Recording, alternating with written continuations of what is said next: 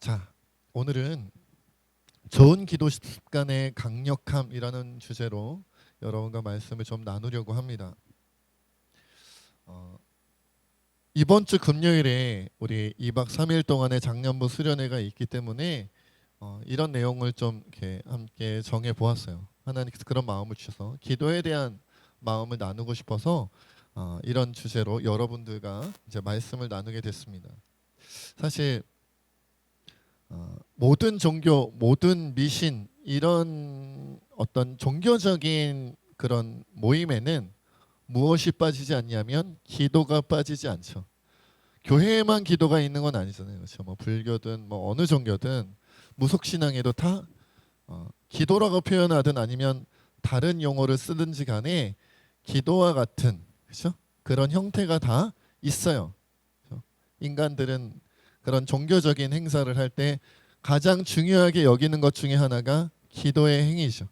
기도를 통해 뭔가 얻고자 함이 있는 거니까요. 신과 교통함도 느끼고 필요하고 그렇기 때문에 어떤 면에서 보면 우리 기독교, 우리 그리스도인들의 기도도 자칫 그런 경우가 많다는 거죠. 다른 종교나 무속신앙, 어떤 미신의 영향을 받은 잘못된 기도를 하는 경우가 많이 있어요. 잘못된 기도를 하는 경우가. 그러니까 내가 드리는 기도의 모습, 기도의 형태, 어떤 기도의 내용이 정말 성경에서 말하는 하나님의 뜻, 우리 주님의 뜻과 부합되는 것인지 아니면 다른 종교적인 색깔, 다른 미신적인 어떤 내용들이 같이 섞여 있는 것인지를 잘 분별하지 않고 기도하는 경우가 되게 많다는 거예요. 왜냐하면 기도를 체계적으로 배우거나 기도를 체계적으로 훈련하는 경우가 많지 않기 때문입니다.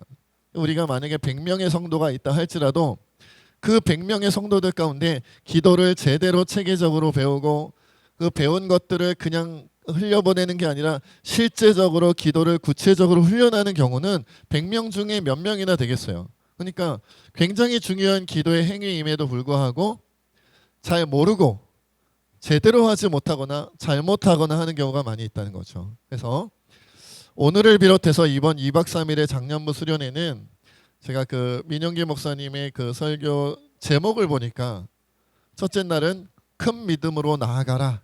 이것이 이제 첫째 날 설교 제목이었고요. 둘째 날은 기도로 나아가라였던 것 같아요. 기도로 나아가라. 그러니까 큰 믿음과 기도를 연관지어서 말씀을 나누실 것 같은데 그래서 기도에 대해서 조금 여러분들과 먼저 좀 나눠야겠다라는 생각이 들었어요. 그래서 우리가 특별히 성경에 입각한 성경에서 말하는 기도 물론 그 내용이 굉장히 많지요. 기도에 대한 성경 구절도 굉장히 많고 그 내용도 많기 때문에 다 다룰 수는 없는데 지금 우리 현실에서 중요하게 여겨지는 것 세 가지를 저와 여러분들이 좀 나눴으면 좋겠다라는 생각이 듭니다. 그래서 하나님께서 기뻐하시고 원하시는 성경적인 기도 세 가지를 여러분들과 나누려고 그래요. 자, 이제 첫 번째로 들어갑니다. 빨리 들어가야죠. 그냥 빨리 세 번째까지 하니까. 첫째, 뭘까요? 어떤 기도가 필요할까요? 정기적으로 길게 기도하는 습관이 강력한 기도를 만듭니다. 다시 말씀드릴게요. 정기적으로 길게 기도하는 습관이 강력한 기도를 만듭니다. 누가복음 22장 39절로 40절에 보면 그런 말씀이 있어요. 예수께서 나가사 습관을 따라 감람산에 가심에 제자들도 따라갔더니 그곳에 이르러 그들에게 이르시되 유혹에 빠지지 않게 기도하라 하시고 이제 뭐 감람산이라고 표현되어져서 여러분들이 딱 안 와닿을 수도 있는데 이것은 이제 말하자면 십자가 짊어지시기 전에 겟세마네 동산 기도하러 가시는 장면이에요. 마태복음에는 겟세마네라고 나왔는데 누가복음에는 감람산으로 가셨다라고 이제 표현되어져 있어요. 그런데 이 감람산 기도를 예수님께서 십자가를 짊어지기 직전에만 하신 게 아니라 어떻게 하셨다고요? 습관을 따라 하셨다는 거예요. 습관을 따라. 그러니까 지금 처음 가신 게 아니에요. 십자가가 눈앞에 있구나. 이것을 감당하려면 정말 하나님의 은혜를 누려야 되고 내가 믿음이 굳건해야 되고 하니까 오늘은 기도하러 가자가 아니라 제자들이 보기에 예수님 오늘도 가시는구나 이거였다는 거예요. 습관을 따라 자주 가셨다는 거예요. 산 기도를 감람산으로 기도를 자주 가셨다는 거죠. 그러니까 여러분, 그리고 우리 예수님께서는 마가복음 1장 35절에 보면 마가복음 1장 35절에 보면 새벽 아직도 밝기 전에 예수께서 일어나 나가 한적한 곳으로 가서 거기서 기도하시더니 라는 표현이 있어요. 그래서 오늘날 한국교회의 새벽 기도의 기원을 이 마가복음 1장 35절로 잡거든요. 예수님께서도 새벽에 가서 기도하셨다. 정기적으로 기도하셨다는 거예요. 그리고 누가복음 6장 12절로 13절에 보면 이때 예수께서 기도하시러 산으로 가사 밤이 새도록 하나님께 기도하시고 밝음에 그 제자들을 부르사 그 중에서 12를 택하여 사도라 칭하셨으니, 밤새 기도하셨다라는 표현이 누가복음 6장에 나옵니다. 이것이 한국교회 금요 철야 기도의 기원이 되는 거예요. 그러니까 새벽 기도에 대해서도 철야 기도에 대해서도 누가 모델링이 됐냐면 예수님이셨다는 거예요. 예수님이 그렇게 기도하셨다. 새벽 기도하시고 또 중요한 일을 앞두고는 밤새 기도하시고 주님이 그러셨으니 우리도 한다는 거예요. 여러분, 밤새 기도를 짧게 할 수 있을까요? 이게 무슨 소린가? 아니, 밤새서 기도하는데 어떻게 짧게 기도해요? 가끔 이렇게 표현하시는 분들이 있어요. 그래서 마태복음의 산상수훈에 보면 이방인들이 하는 것처럼 중언부언하여 기도하지 말고, 그렇죠? 이방인들은 말을 많이 하여야 신이 듣는 줄을 그렇게 알고 말을 많이 하는데 그럴 필요 없다. 이렇게 표현되어져 있는 성경 구절을 보고 기도는 오래 할 필요 없다. 이렇게 표현하시는 분들이 있더라고요. 그것은 기도에 대한 아주 단편적인 한 부분만 본 거예요. 성경에 보면 밤이 맞도록 기도하고, 그죠? 오랜 시간 기도하고, 예수님께서도 겟세마네 동산에서 몇 시간 기도하셨죠? 3시간 기도하셨잖아요. 1시간 기도하고 제자들이 기도하고 있는지 확인하신 다음에 또 1시간 기도하고 또 제자들이 기도하는지 확인하신 다음에 또 1시간 기도하고 3시간 기도하셨단 말이에요. 밤새 기도하시고 새벽에 기도하시고 정기적으로 산 기도를 가시고, 근데 산 기도를 일부러 감람산까지 올라가서 기도하시는데 5분 기도하고 내려오셨겠어요? 3분 기도하고 내려오셨겠어요? 주님 올라가신 듯 하더니 그냥 내려오셨네요. 산책 갔다 오셨나 봐요. 그런 느낌은 아닐 거라는 거예요. 정기적으로 길게 기도하는 시간을 잡으신 거예요. 중언부언하는 건 옳지 않겠지요. 그러나 이 중언부언은 어떤 뜻이냐면 주문을 외우듯이, 말하자면 수리수리 마수리 이렇게 말하는 것처럼 본인이 하나님과 깊이 교통함이 없이 그 기도 제목과 내용에 대한 깊이 묵상함이 없이 그냥 주문처럼 외우는 기도를 중언부언이라고 하는 거예요. 무슨 말을 하는지도 모르고 내뱉는 거예요. 그런 기도가 아니라 마음을 다해 기도해야 된다는 의미로 말씀을 전하신 건데, 그 말씀에 의지하여 기도는 짧게 해도 된다고 착각 들어가신다는 거죠. 물론 때로는 짧게 기도하는 때도 있겠지만 여러분, 그리스도인은요 올바른 기도를 하나님과 제대로 교통하기 위해서는 정기적으로 기도해야 되고, 그것도 정기적으로 짧게가 아니라 정기적으로 긴 시간 기도하는 것이 반드시 필요해요. 그렇지 않으면 기도를 맛보기가 어려워요. 기도를 통해 하나님을 깊이 만나기가 어려워요. 기도를 통해 하나님의 역사를 만나기가 어려워요. 여러분, 그 지난 주간에 저의 선배 목사님으로부터 아주 좋은 글귀를 하나 소개받았는데요. 기도하면 기도의 대명사처럼 불리는 분이 한 분 있는데 E.M. 바운즈라는 목사님이 계세요. 그분이 기도에 대하여 이런 말씀을 하셨더라고요. 우리의 짧은 기도가 효과적이고 효율적이기 위해서는 긴 시간의 기도가 선행되어야 하며, 긴 시간 동안 주님과 기도로 씨름하지 않은 사람은 절대로 짧지만 역사하는 기도를 할 수 없다고 말씀하셨어요. 여러분, 가끔 여러분들 급할 때 있잖아요. 주여, 지금 무슨 사고가 났다든지 어려운 문제가 나타났는데 이걸 그냥 길게 기도할 수 있는 시간, 충분히 기도할 수 있는 시간이 없어요. 그러면 어떻게 기도합니까? 우리가 주여 아시지요? 지금 당장 역사하여 주옵소서. 지금 당장 치유하여 주옵소서. 지금 당장 하나님의 은혜를 보여 주옵소서. 이렇게 짧지만 굵게 기도해야 될 거 아니에요. 당장의 응답을 받기 위한 그런 간절하지만 짧은 기도를 드릴 수밖에 없잖아요. 그런데 그 순간에 짧게 기도하는 그 순간에 역사가 나타나고 힘이 나타나고 능력이 나타나려면 그 전에 선행된 정기적인, 그러면서 긴 시간 동안의 기도 습관이 쌓여 있어야 된다는 거예요. 그걸 말하는 거예요. 마틴 루터 목사님께서 종교개혁을 하여 목숨이 경각에 달려 있어요. 종교개혁을 반대하는 자들로부터 목숨이 경각에 달려 항상 위협받는 그 순간에 마틴 루터 목사님이 그 유명한 말을 했잖아요. 나는 할 일이 너무 많다. 감당해야 될 일이 너무 많다. 너무 바쁘다. 그래서 하루에 3시간 이상 기도하지 않고는 이 사역을 감당할 수 없다고 말씀하셨고, 실제로 그렇게 감당하셨다는 거죠. 야고보 사도는 여러분들 아시는 것처럼 그분이 항상 기도하는 골방이 있었는데 거기에 가면 2군데 움푹 파인 곳이 있다 그러잖아요. 왜요? 항상 무릎 꿇고 기도하여 그것을 이 두 무릎이 닿은 곳이 움푹 파였다 그러잖아요. 그래서 우리가 야고보 사도를 무엇이라고 불러요? 낙타무릎이라고 부르죠.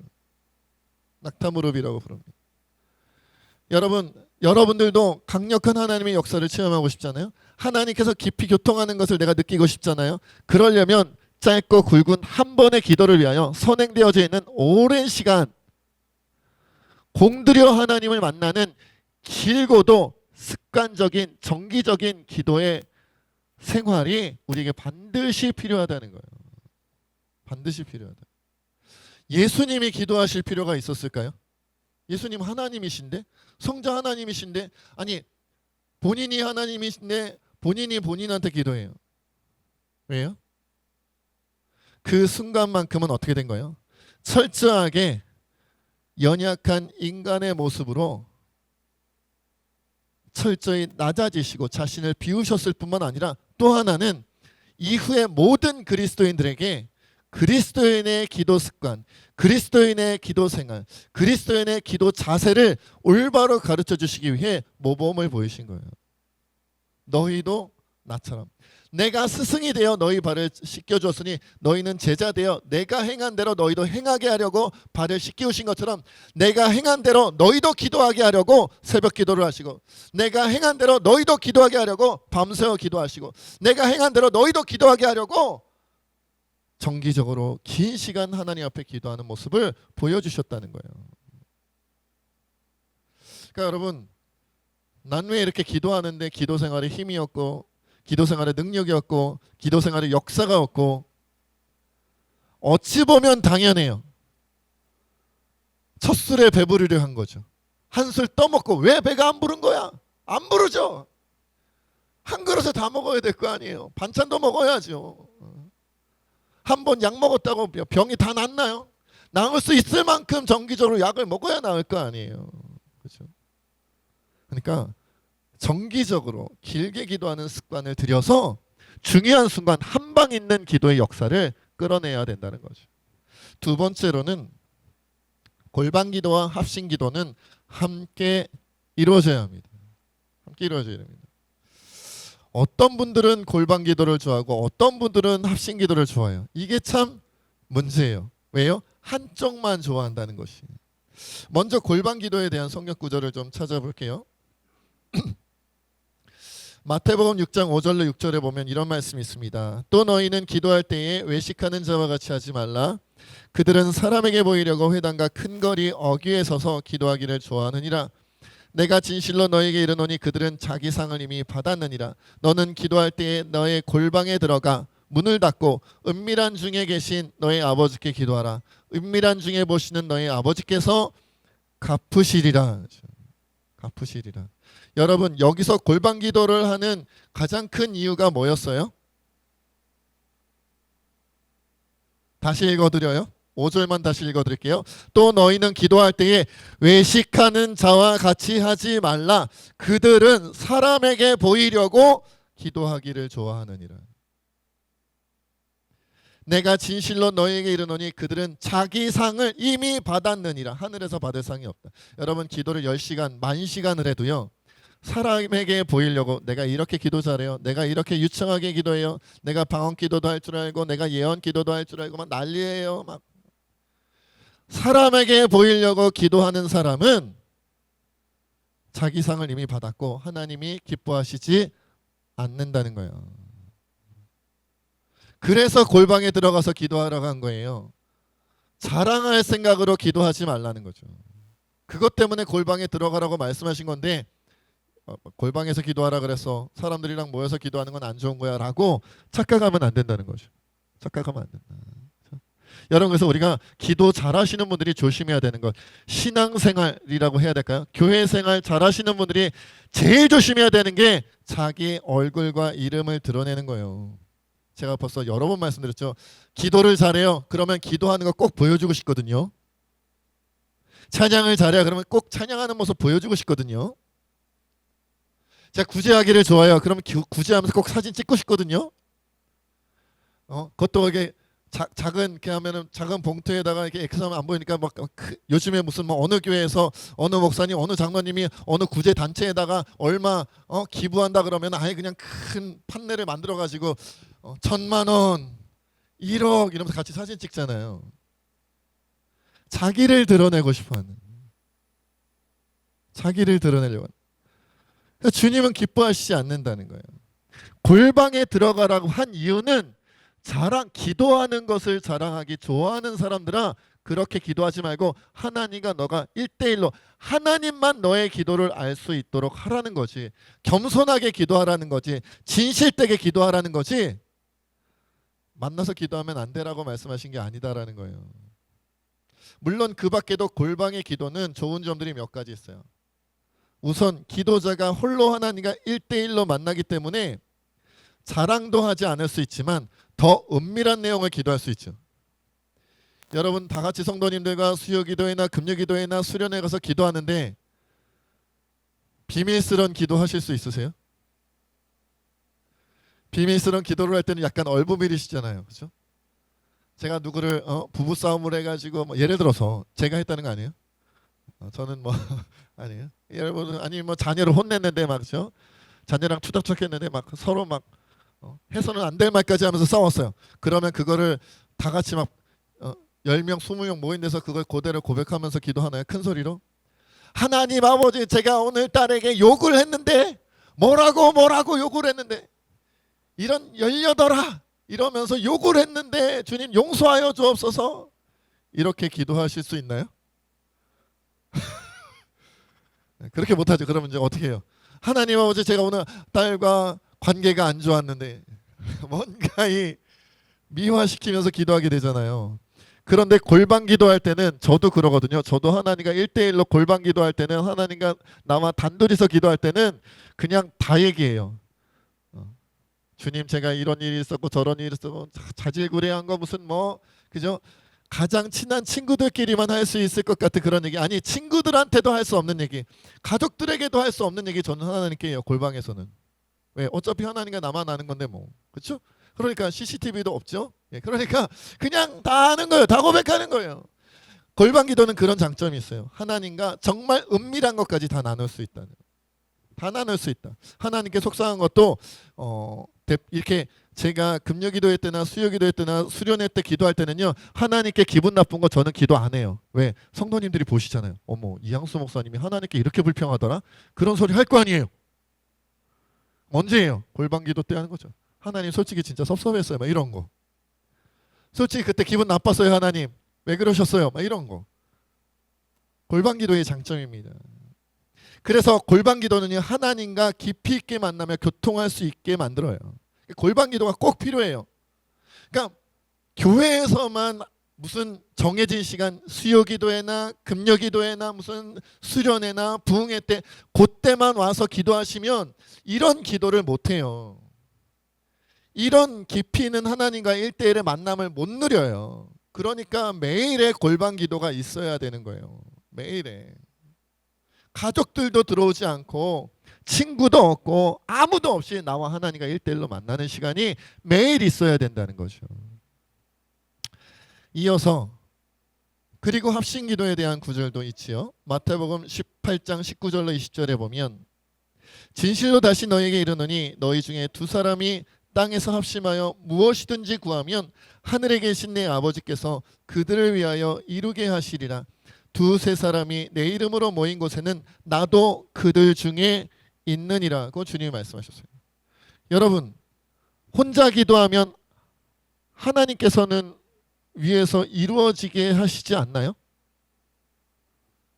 나 혼자 기도하면? 그렇지 않겠죠. 그런데 예수님께서는 굳이 콕 집어서 두 사람이 땅에서 합심하여 구하면 하늘에 계신 아버지께서 이루어 주신다. 두세 사람이 내 이름으로 모인 곳에는 나도 그들 중에 있다고 두 명, 세 명을 콕 집어서 같이 기도하는 내용을 말씀하셨어요. 왜요? 홀로 골방에서 기도하는 것이 꼭 필요하듯이 두 사람 이상이 모여 합심하여 기도하는 것도 꼭 필요하기 때문에 콕 집어서 말씀하신 거예요. 이어서 오늘 본문에 여러분 오늘 본 말씀은 우리 사도행전 1장 12절로 15절까지 읽었잖아요. 이건 어떤 내용이에요? 예수님께서 부활하시고 난 다음에 40일 후에 승천하셨어요. 승천하시고 나서 너희는 예루살렘에 모여서 성령이 임할 때까지 함께 모여 기도하라고 명령하셨죠. 그래서 열흘 동안 마가의 다락방에 모여서 120명의 성도가 모여 기도하는 장면이 오늘 본문 내용이에요. 그래서 보니까 그죠? 13절에 보니까 그들이 유하는 다락방으로 올라가서 베드로, 요한, 야고보, 안드레, 빌립, 도마, 바돌레오, 마테와 및 알프의 아들 야고보, 셀로데 시몬, 야고보의 아들 유다가 거기 있었고 14절에 보니까 여자들도 있었고 예수의 어머니 마리아와 예수의 아우들 다 같이 모여서 뭐 했느냐? 마음을 같이하여 오로지 기도에 힘썼어요. 오로지. 골방 기도가 중요하다고 했으니까 나는 골방 기도만 할래요. 그것도 신앙생활의 기도 생활의 절반만 하는 거예요. 절반만 하는 거예요. 합심 기도는 예수님의 명령이에요. 골방 기도가 예수님의 명령이듯 합심 기도도 예수님의 명령이에요. 하나님과 1대1로 만나 기도하는 시간이 반드시 필요해요. 그것만큼 함께 모여 기도함이 필요해요. 오늘날은요, 현대인들이 혼자 있는 거 좋아하잖아요. 요즘에는 막 결혼도 잘 안 하려고 그러고 애도 잘 안 낳으려고 그러고 혼자 신앙생활도 혼자 하려고 그래요. 그래서 가족 같은 분위기의 교회를 피하는 사람들도 있어요. 사람이 많은 교회 가서 몇백 명, 몇천 명, 몇만 명 되는 교회 가서 아무도 나를 알아주지 않고 아무도 신경 쓰지 않는 곳에서 홀로 예배드리고 혼자 기도하고 혼자 신앙생활 한대요. 여러분 결론부터 말씀드릴게요. 하나님이 기뻐하지 않으세요. 하나님은 우리가 혼자 하나님 앞에 나아갈 때가 필요하다고 말씀은 하셨지만 그렇다고 신앙생활을 혼자 하게 하지는 않으셨어요. 태초에 하나님이 천지를 창조하시고 인간을 창조할 때 창조하는 그 순간부터 사람이 홀로 거하는 것, 독처하는 것이 하나님 보시기에 안 좋았어요. 하나님은요 인간이 공동체를 이루기를 좋아하세요. 함께하기를 좋아하세요. 아니 하나님의 가장 큰 계명 두 가지가 첫째는 하나님 사랑이고 둘째는 이웃 사랑인데 혼자서 어떻게 이웃을 사랑해요? 찾아가야 사람을 만나야 사랑하죠. 그럼 또 교회 생활을 안 하면서 혼자 나가서 이웃 사랑한다고요? 성도도 사랑하지 못하면서 같이 신앙생활 한다는 성도도 용납하지 못하고 성도도 용서하지 못하고 성도도 품어주지 못하고 성도도 사랑하지 못하면서 전혀 하나님에 대한 신앙에 대한 예수님에 대한 선 지식이 전혀 없는 외부인을 성도들보다 더 사랑한다고요? 말이 안 되는 거예요. 말이 안 되는 거예요. 사랑하는 척하는 거죠. 위선된 거예요. 합심하여 기도함이 필요합니다. 여러분 오순절 성령 강림은요 120명의 성도들이 각자 방에서 골방에서 기도할 때 임한 것이 아니라 120명이 열흘 동안 모여 기도할 때. 장년부 수련회를 왜 해요? 청소년부 청년부 수련회를 왜 합니까? 우리가 부흥회를 왜 합니까? 금요기도회를 왜 합니까? 수요기도회를 왜 합니까? 합심하여 기도하라는 명령이 없었다면 안 모일 거예요. 안 모여도 저한테 사례비는 주실 거 아니에요? 아닌가? 괜히 얘기했다는 생각이 또 듭니다만은 이게 설교하다 이런 말 하면 안 되는데 그죠? 안 모여도 된다면 주님이 그렇게 말씀하신 적이 없다면 주님이 원하시지 않았다면 안 그래도 바빠요. 여러분 가끔 제가 보면요 안타까운 분들이 있어요. 월요일부터 금요일까지, 심지어 어떤 분들은 월요일부터 토요일까지 직장일 하느라 저희 어머니 표현으로는 쇠가 빠지게, 쇠가 뭔지는 모르겠네, 몸에 쇠가 있나 봐요. 쇠가 빠지게 일을 하고 지치고 피곤하고 막 힘들어 죽겠는데 금요일 밤에 와야지, 수요일 밤에 와야지, 와가지고 졸고 있는 분들도 있어요. 피곤하니까. 직장인 하나 피곤하니까요. 피곤하잖아요. 그럼 그런 생각 안 들겠어요? 아, 저분은 굳이 여기까지 와서 자나? 주무시나? 막 집에 가서 편히 쉬지 주무시러 오셨나? 이런 생각 들지 않겠어요? 그럼에도 불구하고 우리가 오는 이유, 그럼에도 불구하고 우리가 모이는 이유, 그럼에도 불구하고 우리가 함께 기도에 참여하는 이유, 수련회에 참여하는 이유는요, 주님의 명령이에요. 너희는 모여라. 모여라. 그리고 모여서 함께 기도해야 되는 기도 제목을 우리에게 주셨어요. 하나님의 거룩한 역사를 이루는 것은요, 혼자 기도하는 게 아니라 같이 기도하는 거예요. 여러분, 한국교회는 대대로 나라와 민족을 위하여, 세계 열방을 위하여 골방에서 혼자 기도하는 경우도 있지만 대체적으로 항상 일주일에 한 번 이상은 모여서 합심해서 기도했어요. 나라와 민족을 위하여 산 기도를 모여서 했고요. 나라와 민족을 위하여 기도원에 가서 기도했고요. 나라와 민족을 위하여 기도회를 구성해서 금요기도회, 수요기도회, 철야기도회, 새벽기도회 모여서 기도했어요. 혼자 기도해도 될 거면 뭐하러 모여요? 뭐하러 모여요? 그리고 주님은 혼자 기도할 때도 들어주시지만 두세 사람이 내 이름으로 모이는 걸 난 더 좋아해, 이 말씀이죠. 여러분, 아버지의 마음을 생각해 보세요. 여러분 부모의 마음으로 여러분 자녀들이 평생 독신으로 사셨으면 좋겠죠. 평생 독신으로 살았으면 좋겠죠. 아들 딸들이. 그냥 가족을 잃어가지고 그냥 막 지지고볶고 힘들고 어려운데 나도 부부로 살아보고 가정 읽어서 애 낳고 살아보니까 너무 힘들더라. 아들아 딸아, 니네는 그냥 독신으로 평생 혼자 살아라. 그런 마음이시죠? 그런 마음이면 여러분도 합심해서 기도하실 필요가 없을 것 같아요. 공감하지 못할 때니까. 근데 여러분들도 생각하잖아요. 내 결혼 생활이 힘들었고 내가 가정 생활이 힘들었어도 내 아들 딸은 좋은 사람 만나 좋은 가정 이루고, 그죠? 그렇게 살아가기를 다 희망하시잖아요. 우리 아버지도 아버지세요. 우리 하나님 아버지세요. 아버지의 입장에서 우리 자녀가 함께 모여 어울려 화목하게 함께 힘을 합쳐 사랑하고 기도하며 하나님의 역사를 공동으로 함께 이뤄가기를 원하시지, 혼자 무슨 독거 청년처럼, 독거 중년처럼, 독거 노년처럼 혼자 지내는 것, 주님 보시기에, 아버지 보시기에 안타까운 거예요. 그리고 역사의 물줄기를 바꾸는 위대한 하나님의 역사는 항상 합심하여 기도하는 그 힘으로 이뤄낸 거예요. 평양 대각성운동, 대부흥운동도 그랬고요. 저 미국과 영국의 대부흥운동도 그랬고요. 혼자 기도한 게 아니라 두세 사람이 모인 곳으로부터 그 불씨가 시작되었다는 것을 우리가 기억해야 돼요. 합심 기도를 무시하지 마십시오. 힘들어도 와서 주무셔도 돼요. 쓰러지셔도 돼요. 저도 가끔 그랬어요, 예전에. 제가 우리 청년들한테 그럽니다. 금요일 날 오면은 너무 졸리고요, 너무 피곤하고요. 와서 자라. 여기 와서 자라. 그 가운데 하나님 역사를 보게 될 거다. 잘 것 같으니까, 피곤할 것 같으니까, 졸릴 것 같으니까 미리 포기하지 마라. 그러면 그 인생 포기당한다. 잘 때 자더라도 기도의 자리에서 자고, 역사의 자리에서 자고, 은혜의 자리에서 자면 그 역사에 동참하는 주인공이 되지만, 그럴 것 같아서 안 오면 이방인 된다. 마지막으로 세 번째, 어찌 보면 가장 중요한 내용입니다. 기도의 중심은 인간이 아니라 하나님이십니다. 우리가 기도를 논할 때 가장 중요한 것, 기독교와 다른 종교, 기독교와 미신, 기독교와 무속신앙의 가장 큰 차이점은 우리는 인간 중심으로 기도하는 게 아니라 하나님 중심으로 기도한다는 사실이에요.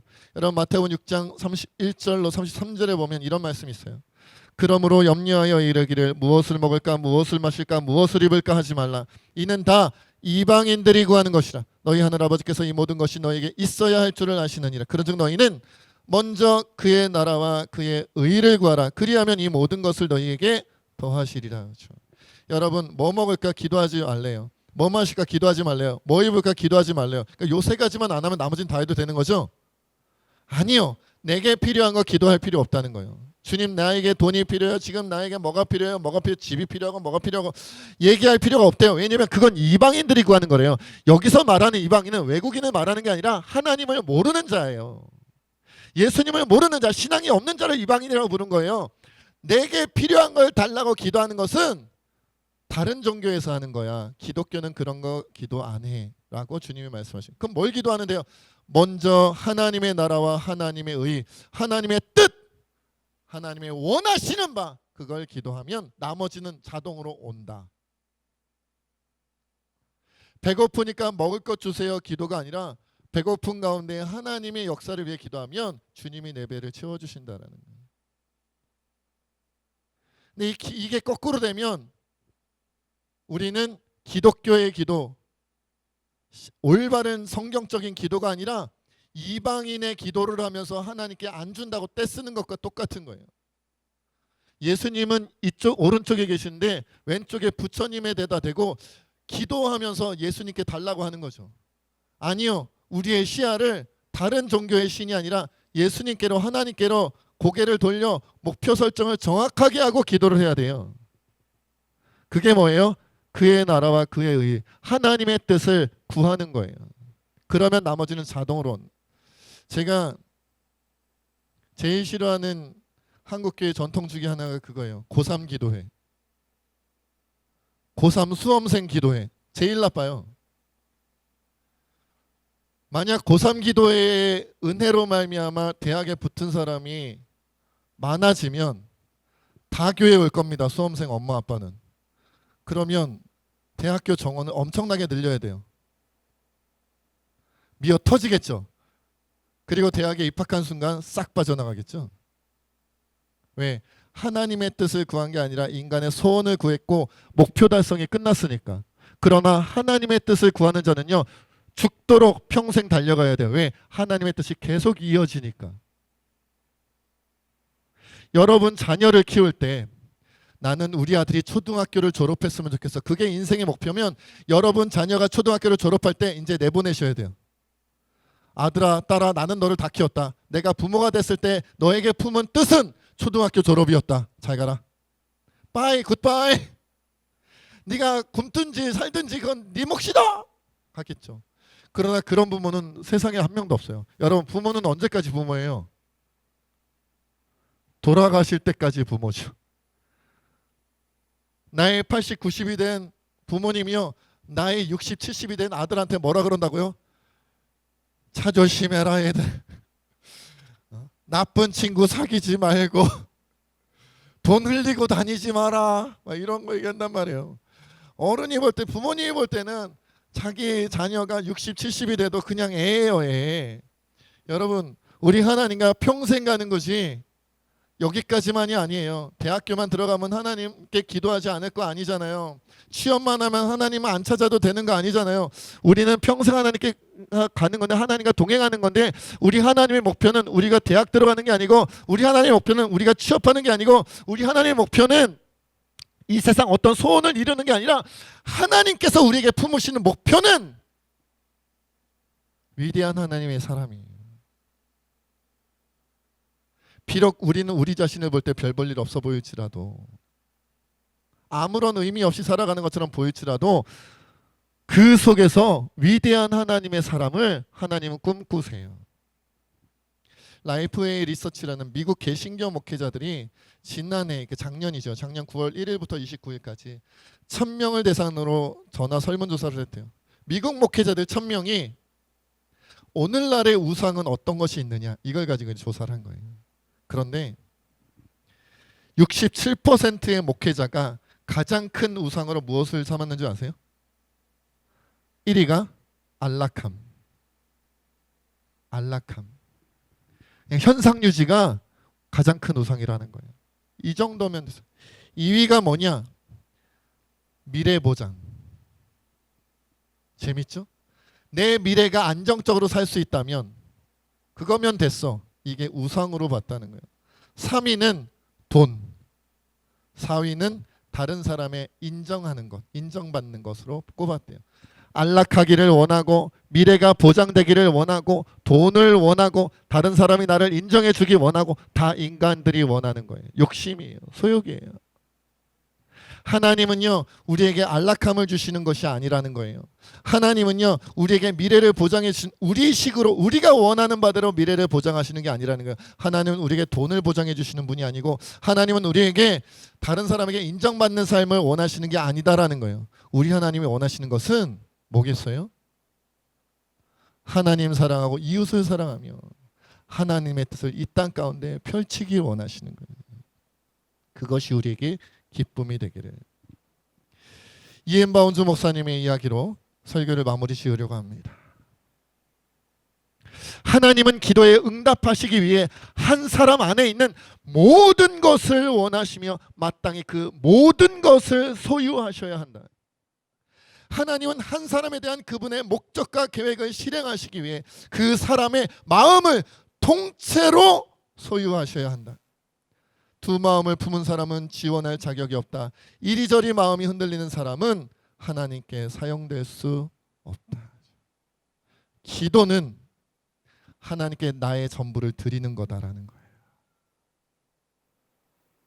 내 전부를 올려드리는 게 기도다.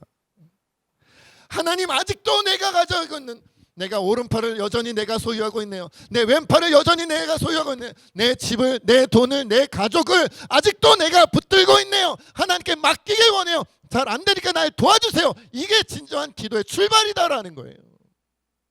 다 드립니다.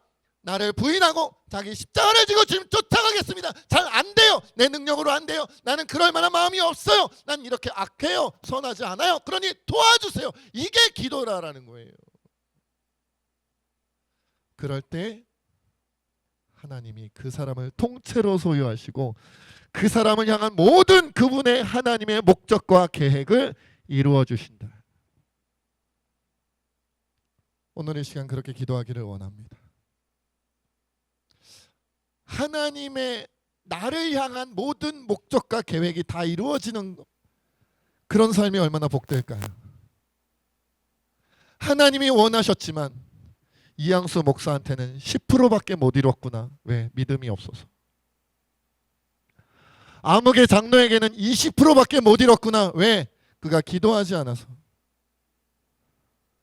아무개 권사한테는 30%밖에 못 이뤘구나. 하나님 품으시는 원하시는 바에 30%밖에 못 이뤘구나. 왜? 자기 자신을 하나님께 온전히 드리지 않아서.